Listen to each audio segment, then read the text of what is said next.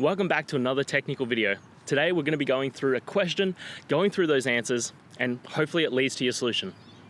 Remember, stay a little bit crazy, just like me, to get through to your resolution. Now let's get started.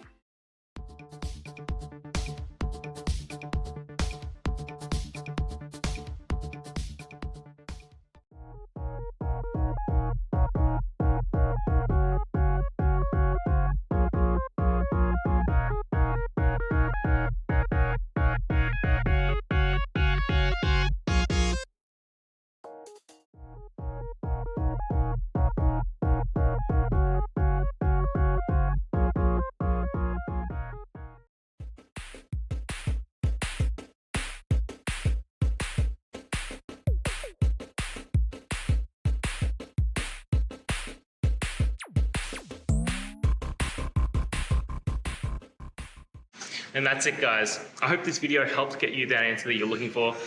Now, I'll see you next time. Please subscribe for more question and answer videos. And if you have any more, please just shoot them through in the comments. Have a good one.